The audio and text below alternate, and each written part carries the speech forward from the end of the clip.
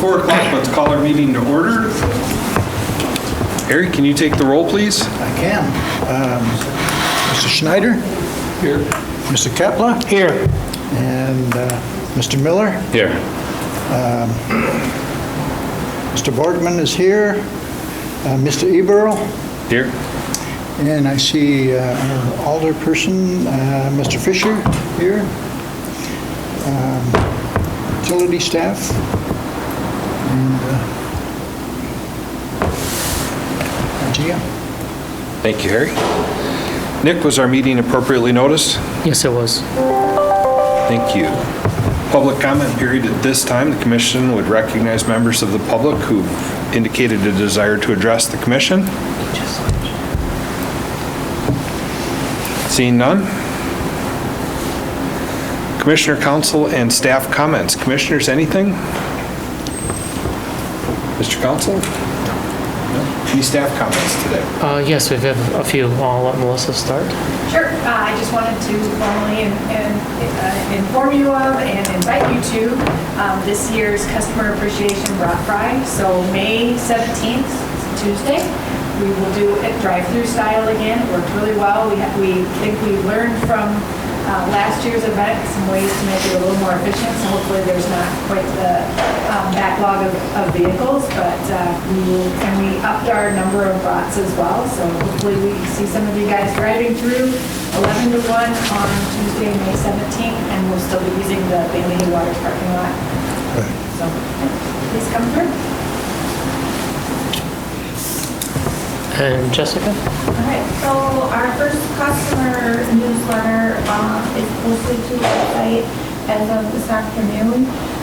It's on the website under About Us and in the news, and it's the top right now. This one newsletter. And if there is a survey at the end of it, if you wouldn't mind taking it to give some feedback. And lastly, but not least, I'd like to introduce Joe Vance. He's our new customer service manager. Today is actually his first day, so he's being fully immersed in what we have going on here. And Joe comes to us with an extensive background in customer-facing roles, and we're excited to have him join the team. So please welcome him. Welcome.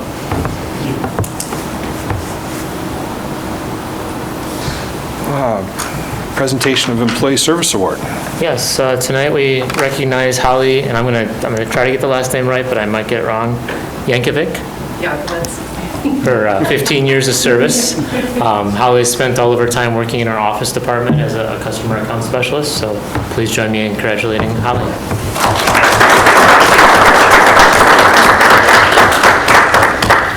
And now the speech. Halfway mark. It's all down.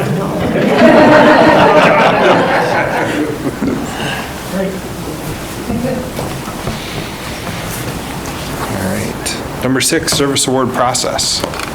Yeah, so tonight we obviously just recognized Holly for her service, and we've been using this process for a number of years where we recognize them as part of a commission meeting. And an idea came up through the management team of possibly maybe changing the service award recognition to something that maybe would occur during a summer or a winter gathering where we have all the employees there.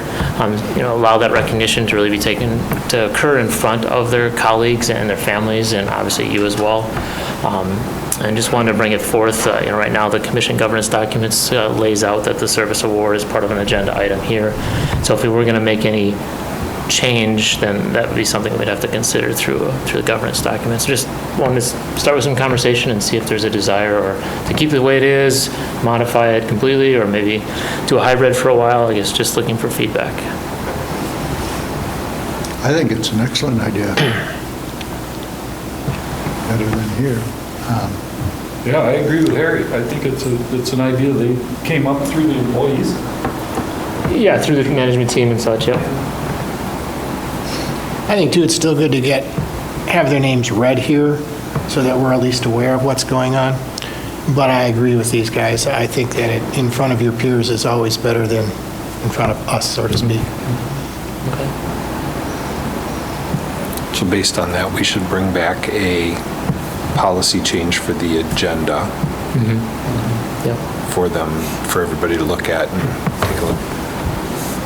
All right. Great. Thank you. MU building update. So here we are. As you can tell, we're completely in the new building, obviously, and I'm sure as you drove in, you could see the demo that's going on. That appears like almost by the end of the day, or at least by tomorrow, we'll have the other one at least tore down and then start the process of separating the different materials.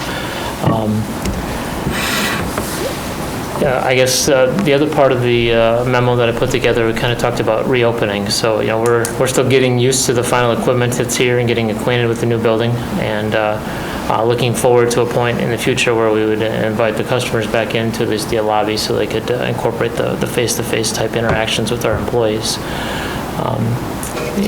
One of the ideas was to in order to balance both customers, and one thing to keep in mind is we've gone over 2 years now since we've been open to a customer. We've allowed appointments if needed, but for the most part those haven't occurred, and we've only been using the phone and chat and email as our main means of communicating with our customers. So we want to balance their needs to provide that face-to-face, but then also our employees. We have a limited office staff, and when they're right now with not being open, you don't have to have that customer-facing employees. And once we come open, now that limits them a little bit, limits the team's ability to have people maybe remotely or on vacation. So trying to find a balance there. We're looking at coming out of the gates, if you will, in June 7th of a Tuesday, Wednesday, Thursday type opening to the public in the lobby, looking at a 7:30 to 4. The reason 7:30 was selected is our normal hours would still remain 7 for people to contact us through the phone and chat, but the 7:30 was selected so that our office staff could get in, get the cash drawers and all those items set up and going. Through the years, I can tell you there's been a number of times where there's people waiting at 7 o'clock to come in, back in the days, and our staff weren't prepared or ready, so they'd have to wait around for a while, so that's why the 7:30 was selected.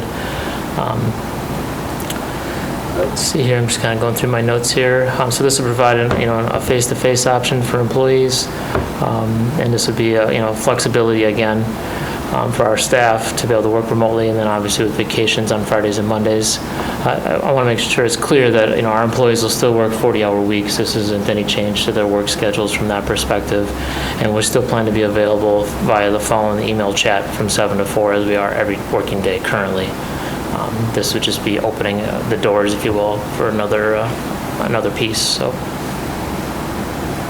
looking for, I guess, any feedback you guys might have on that. I was really glad to see you ready to reopen for that. So I know everybody's coped and adapted, but it's still going to be nice to get a little sense of normalcy. Mm-hmm.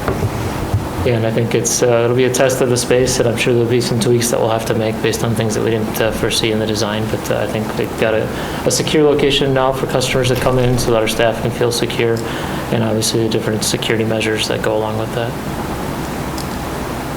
And you said next Tuesday through Thursday? Yep. It's actually the Tuesday through Thursday is the staff right now is kind of I think they, for the most part, are already coming in Tuesday through Thursday, so they can do different types of meetings and engagements. And then also our disconnect cycle typically runs with notices, with the disconnect actually happening on Wednesday, so that goes pretty well with that schedule as well. I like the idea too that, at least in the memo, about gaining feedback, getting a perspective from the customers to why they chose to come in versus a different method of contact. Yeah, we're going to get that feedback. Yeah, that's good feedback as well. I think we want to set it up so, we know why they're there, so we don't need to ask that question, but try to do like a one-question survey to find out why they chose to come in versus maybe a more convenient. I'm sure that we'll see a little bit of a rush on the front end for people wanting to come into the space and see what it looks like. But I've heard from other utilities that were only closed for a couple of months due to COVID, and they were very surprised at how they saw quite a drop in their foot traffic, if you will, just because people were able to find these other mechanisms or means were more convenient for their lifestyles. Nick, are you thinking of making that Monday and Friday as well eventually, or that's kind of the plan just to see where the volume is? Yeah, I think right now the hope is to just start here and see how things go, get that survey, see how the traffic is, and make adjustments if needed after that.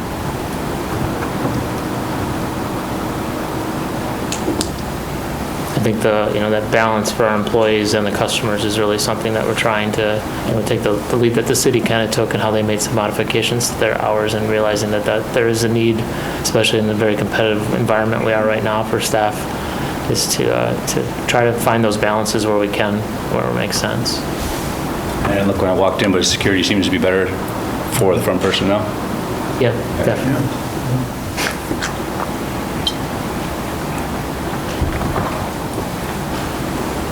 Anything else? Number 8, governance review. So during last month's commission meeting, we had to adjust the roles of the president and secretary due to an absence. And, this created some questions on how we would handle a situation if both those roles, both those individuals may have been gone. And then also there was a question about, the governance documents talked about me as acting as secretary and wondering if that was the best adjustment or the proper adjustment. So kind of took and ran with those a little bit. I reached out to Steve Zock with our lawyer to ask him those questions, or attorney, I should say, ask those questions. And he provided feedback that he didn't recommend, the general manager in an acting role.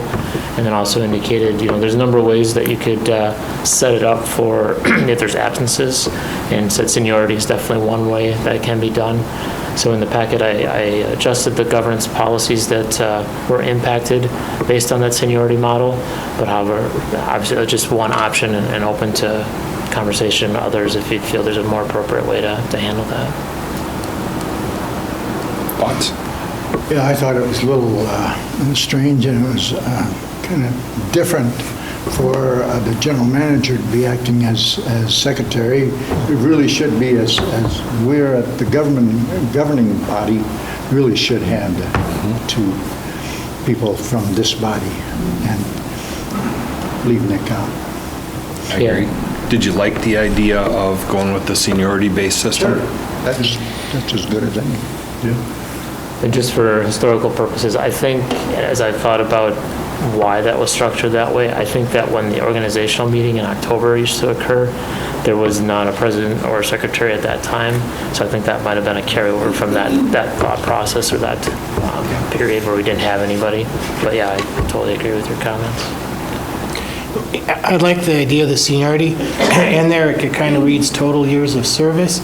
So does that mean if you had been on the commission prior and then you were off for a while and you came back on, it's total? Or is it intended to be from your most recent appointment? I wrote it that way because I know John was at one time and he has come back. So I left it that way, but there's no, it doesn't have to be that way.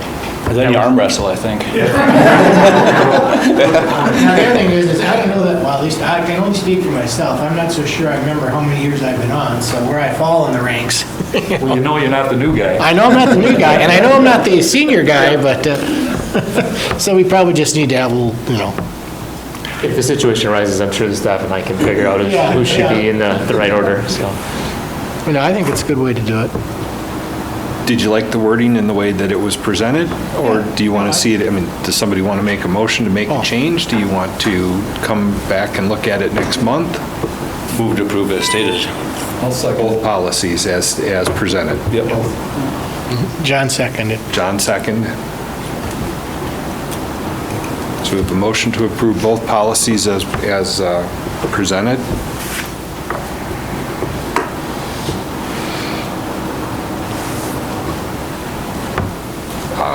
Any further discussion? Motion, or all in favor? Aye. Opposed?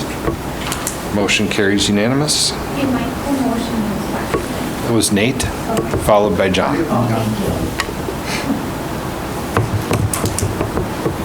All right. Number 9, 2022 Electric Service Manual. Yes, so periodically the electric service manual is updated. The last time it was updated was in 2018. Tony and his team goes through a process to make updates when they feel it's warranted. A majority of the changes in the manual relate to maybe code updates that have come through from other code manuals, equipment model numbers that are referenced in the manual that may have changed, installation standards that have changed based on our experience or that are feedback that we've received. And so Tony and his team went through the process of updating the manual. We also reached out to the electrical inspector for the city to get his input to see if there's anything he'd like to see changed. And we're asking for the commission to consider approval of the 2022 electric service manual. Is there a motion to approve the 2022 electric service manual as presented? So moved. By Paul, I'll second that. second by John. Any discussion?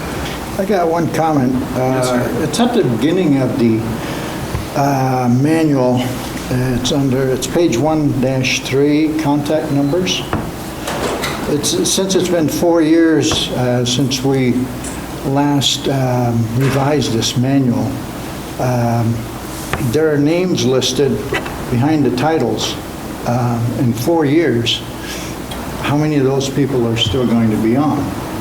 And I wonder if we should just leave the names of those, the people in those positions off. And just something. Yeah, one thing that has occurred over the years definitely has been turnover in staff. However, the one saving grace, if you will, is typically when they leave, their extension gets passed on to the next employee that fills their role. So even though their name may be they change, the extension will stay the same. And if I put it in here, I guess, then you guys plus on it, that we can tell the staff that they can't leave. So. There you go. Your amendment? Just a thought.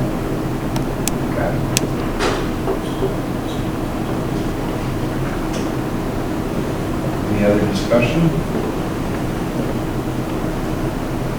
I wouldn't know what to change on this if I didn't see it. Feel the same way. Follows the NEC code good, pretty close.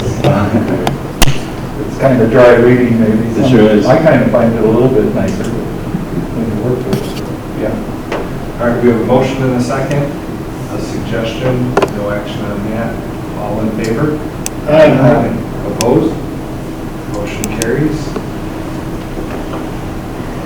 Commission KPI discussion. Yes. So the strategic plan includes an initiative to develop a key performance indicator or KPI for the commission. As I started to do some work on this, and Melissa helped me with it as well, there are numerous examples of KPIs that can be used. And before we dive in deep and present a number of them to you, we thought it would be good to have a discussion to understand how the commission would use the KPIs and try to get some feedback from you so that we could bring forward good examples or good ideas. So I teed it up in the memo as saying we could use the financial report as a general KPI that's already in the packet. And then I posed a few questions, but obviously willing to go in other directions if you guys feel so. And just like I said, trying to narrow in on if there are KPIs, what they should be, and then also understand how this body would react to the KPI. So for instance, if it's not trending in a certain direction, how would you push back to me and say, like, why is this occurring? Is that the essence here, or so I don't have the answer, so I'm bringing it. It's teed up. Yeah. Thoughts on, if Nick were to develop a KPI, what would you want to see in it at the board level?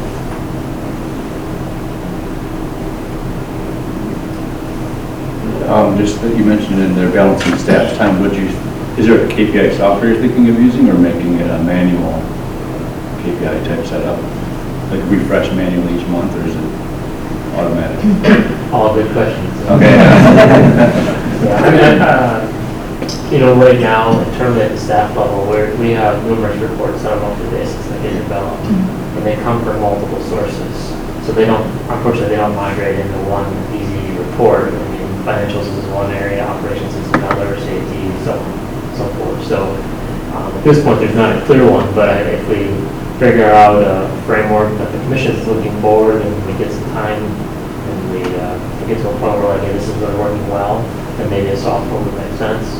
But on the flip side, if Staff's time, if something's not being developed now and you want to see a number, I think we have to also realize, okay, it's a 10-minute ask or is it an hour ask, and how frequent is that ask to, and provide the value that we're looking for. And the secondary part of your ask, which is, and what would we do with it? Because if you want to see something on employee safety, well, by the time it gets to the KPI here, management's already aware of the issue through their reporting. So do we want just to be aware, like a report, or do we want a KPI that's driving potential action if we want a KPI at all? And then KPI meeting, just so we're on the same thought on it, is more of a snapshot and a visualization of the day more so. It's a simple version of it. Yeah, and some of them like financials, obviously we're looking at those on a monthly basis, but safety, for instance, or even turnover, we don't have those, we don't have a lot of those situations occur, so maybe the snapshot might be once a year or maybe even longer potentially, and then does that provide new value and a lot of things in the way there. Reliability, I mean, that's the, we always want to know about reliability, where we're at, that's an annual type of thing. I mean, you're going to see similar, if we try to move that to a monthly basis and just look at it, you're going to see the same trends that you see with financials. Water main breaks that before the cold season and outages typically when we have the storm burn through. And then you'll have a few scattered throughout the rest of the year. And with all the reports that we get that are part of the financials and others, I mean, I think, at least from my perspective, a lot of the KPI kinds of things are covered there. I don't know, I don't want to burden us just by making another KPI or 2 or 3 that are for the commission, because we rely on the information we're getting. I don't see a big hole someplace that we aren't hearing about. Yeah, when I think about the information, reliability is one thing. Annually, we see that information, and we have a kind of a sense of what's going on through the meetings. The financial information, the infrastructure rebuilding, which we get a sense of through the budget process. And then we have the our annual meeting with Nick about where the workforce is and succession planning and all that kind of gives a sense of. So I agree with you, Paul. I feel pretty much like it doesn't come on one piece of paper, but I'm getting the important pieces that I need. And I don't know how I put them all on one piece of paper. No, because a lot of them require the background that causes them to be on multiple pieces of paper.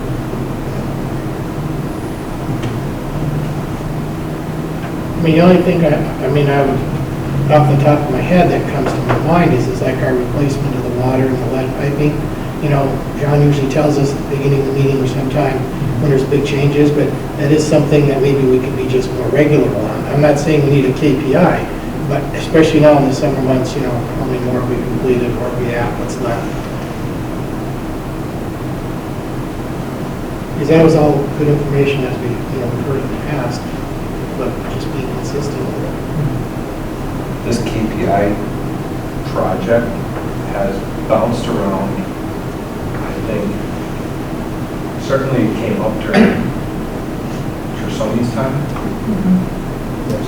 So this has been something that's been bouncing around and we've just really figured out the right answer on it for a long time.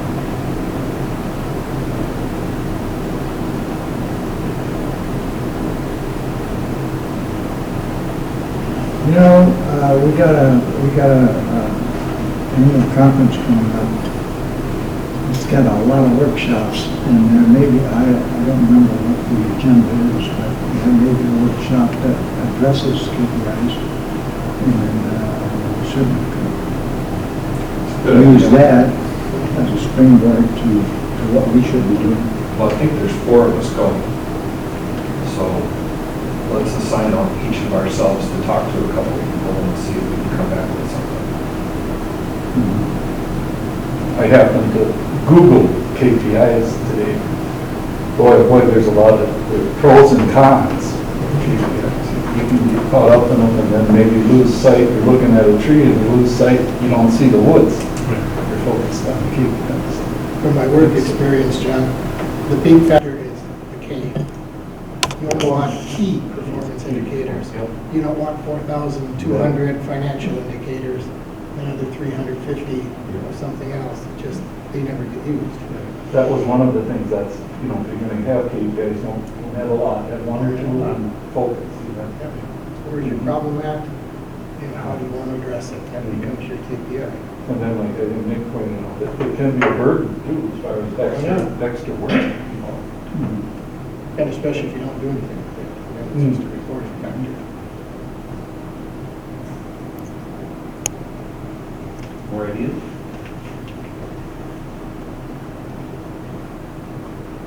We should bring this back in a month or two.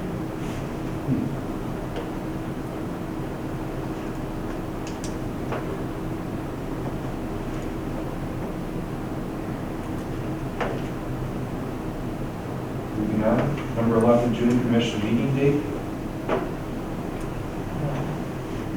Yeah, unfortunately, there's a conflict with the APPA's national conference, so I'm asking the commission to consider changing the June commission date from June 13th, basically moving it back 1 week, same time, same place, which is a week later, to June 20th at 4 p.m. I move that we make the change. Second.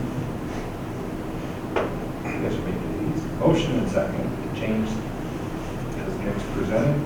Any discussion? All in favor? Opposed?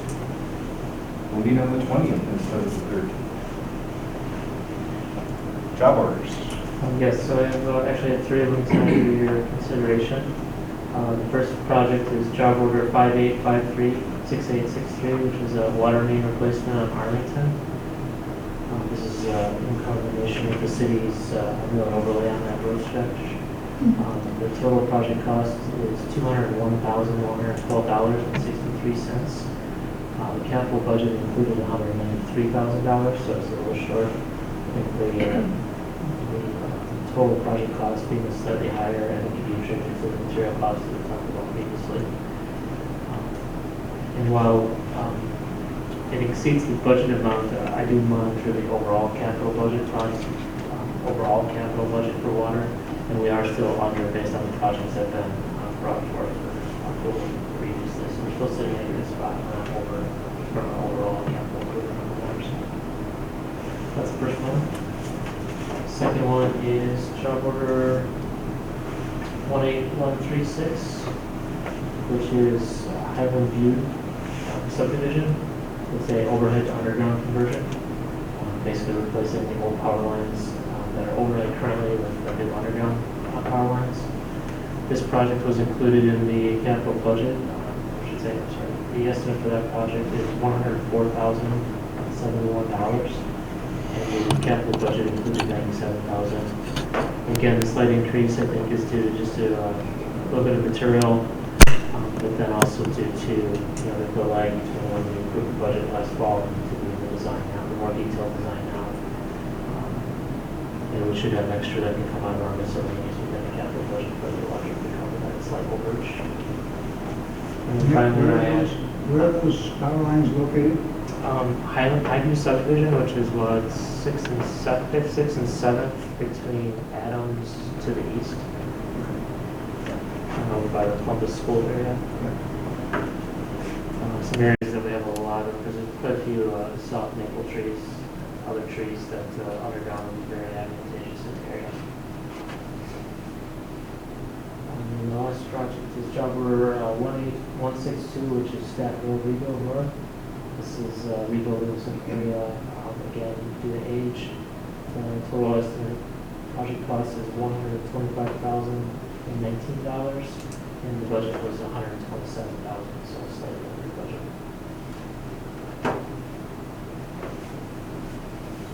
What was that first one there? Because on mine, I just have just one. Yeah, I apologize. These are the ones that are, you guys are trying to get them all put together, and then I pushed back on them a little bit and fine tune their pencil. So that was a water main replacement on Arlington from Columbus to Lincoln. And that was job order number 5853. That's $201,112.63. $101,112.63. And the budget on that one was? 193,000. So about 8,000 change.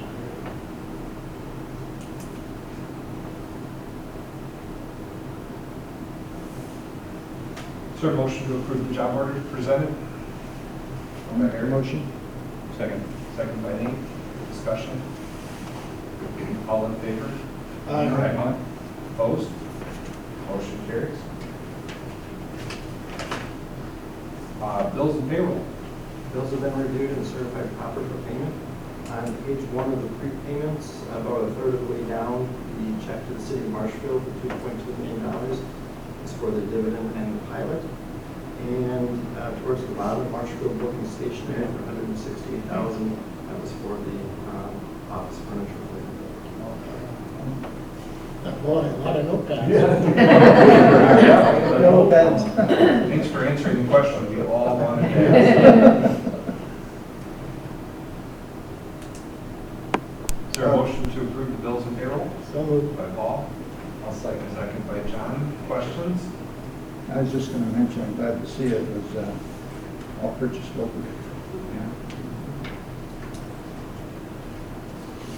All in favor? Aye. Opposed? Motion carries. Previous meeting minutes from the meeting of April 11th. Motion to approve this submitted by Nate, second by Paul. Any corrections? All in favor? Aye. Opposed? Motion carries. Financial reports? The financial reports for this month were the March financial statements and the April cash reports. And then questions on those? The current month for water showed a loss, which is kind of unusual. Is there some color you can put on that? Oh, a negative loss? Yes. It's due to timing of when we do the billing versus for all of our water reports that we get from the water department, it's from the first of the month to the end of the month, versus we do our billing, cycle one is actually for the prior month, cycle two is half of the prior month and half of the current month. So it just depends on what we're billing for the customers, so it's not corresponding exactly with what we're reporting for the water department for their water pumpage. So it's a timing difference. And to speak to some of the charges, I guess, especially the grants budget, there was about $13,000 for some of the break repairs. That's in the budget, but it's in this for last months.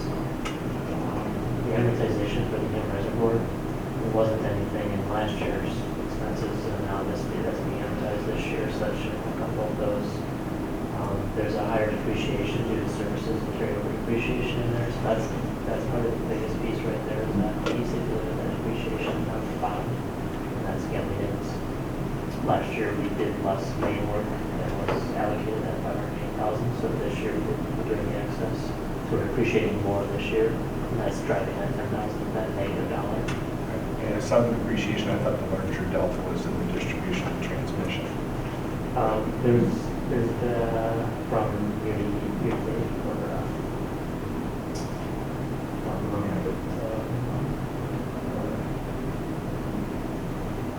there's also 5 weeks of labor in March too, so I counted it up. And you're saying the billing is a timing issue based, so it's cash based recognition? Yeah, I'm sorry, I misunderstood. I thought the water losses for the month as far as, no. I was thinking that was what the question was, I'm sorry. But we have had that occasionally on both the electric side and now hopefully on the water side with lower losses altogether, that the losses for the month can be negative, just depending on that. So the depreciation was $85,000 last year. This year was $133,000. That delta is, that's the.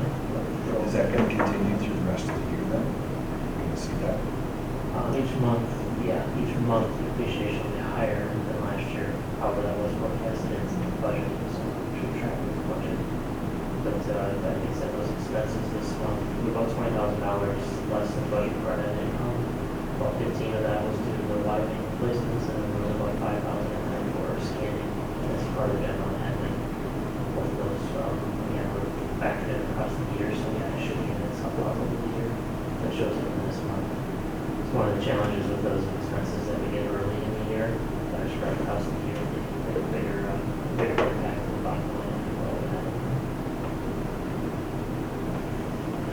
Any other questions on the financial reports? Nate? Just on the summary one, and you may have brought it up before, Nick, but the loss for electric utility, it says, so 4 times what it was last year, it's at 0.91% right now. Did you say before why that was? Why it went up? I don't like the answer I have to give you, but it's a timing issue. Okay. Basically, we're looking at sales from our whole, we're looking at purchase power compared to our sales. And there's a timing that's our purchase power is the previous month, but our sales are not in line with the previous month. They're part of the previous month, part of the month prior.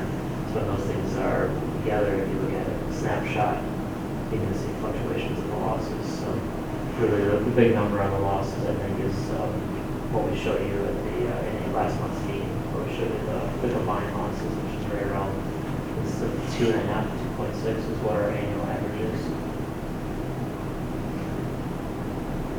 I think I understand. So what you're telling me is okay. Yes, yeah, you got this, the change of the swing there is totally normal. Okay. See that, I think with that timing issue, one thing to think about is like, let's say, right now, May is really warm, and we're having a warm day. At the end of the month, our wholesale purchase bill will be higher because of the warm days, because of the air conditioning load. But our sales is being compared to last month, where it was still cooler. So it's going to affect PCAC charge, and affect potential losses as well. There's a difference being sold this month compared to last month. It's just a number of factors. I gotcha. I do think you bring up a good point there, though. The water losses is one that, again, it's best to look at it at the end of the year, but I think just you can see the drastic decrease there, and that can be attributed to the central admin replacements that we completed. So I think those are really good numbers. I mean, anything less than 10% is a really good loss number. So hopefully that number holds throughout the rest of the year. That makes sense. Thank you. Another question too was the communications utility. It seemed the net income for the month usually doesn't seem to be down, and it was this month. Did we lose a customer?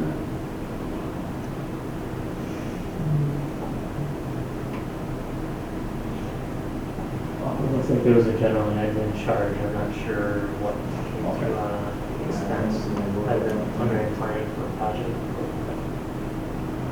I have to get back to that. Well, it's not a huge deal. I'm curious if we lost somebody at all. Yeah. I don't think we lost anybody. There's a new potential project coming with. So some of the potential projects, we don't have a job order assigned yet. We have expenses to prep for that work, so hoping to gain some additional strength. I said those up on the top. You can see it's slightly ahead of last year, a little bit ahead of budget as well. So sales is good. Construction is just a big expense that we have in the backside. Gotcha. Thank you.